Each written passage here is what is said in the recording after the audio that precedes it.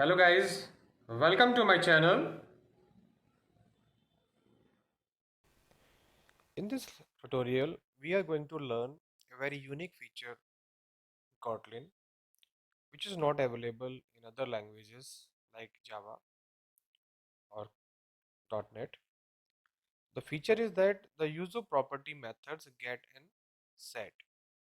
So by using these property methods, we can validate the value of a variable.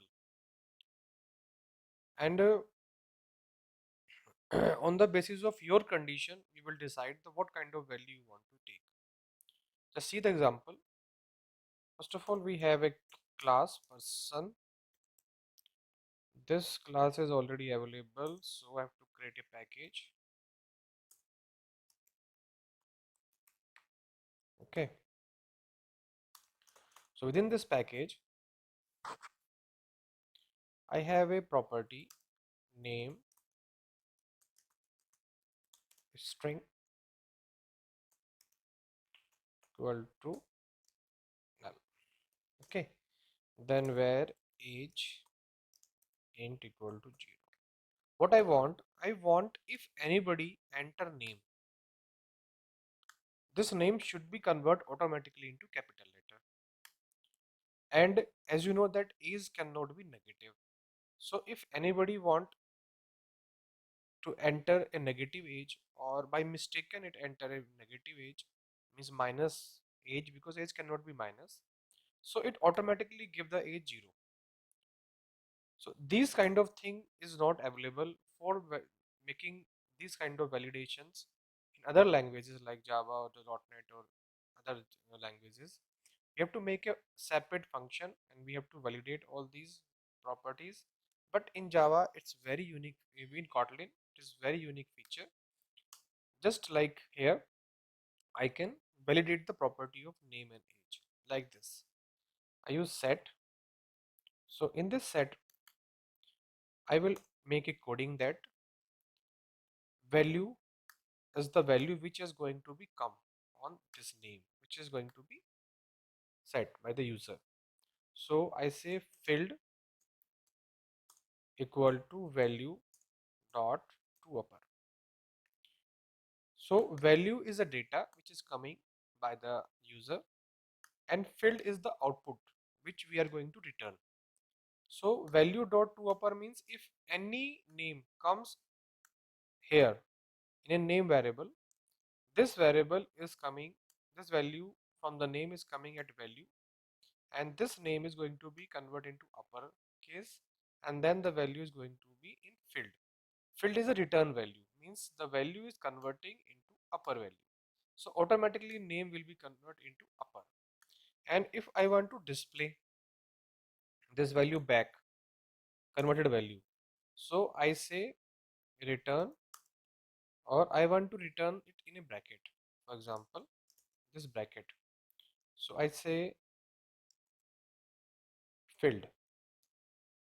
Filled is a return value. Okay, so this is coming under this square bracket. So name will automatically will be converted into uppercase by this set method, or by this get method it will return the value which we have converted already in capital letter. The age also, for that we have to set a set method. First of all, set method we check if the value is greater than 0.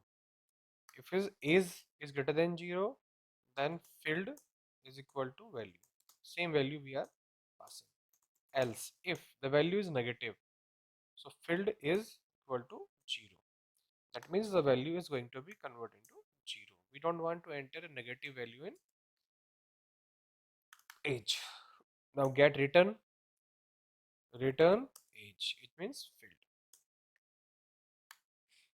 Okay, this is the use of property method get and set. Now you see the magic of this. First of all, we have to create a main method. In a main, we are creating a class p equal to person, then class name, then constructor Then p equal to p dot name equal to, for example, my name, small letter. It will automatically be converted into capital letter. Then age also, any age I can put. Then display the property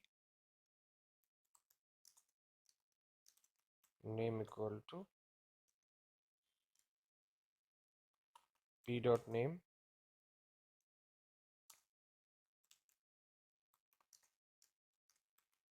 age equal to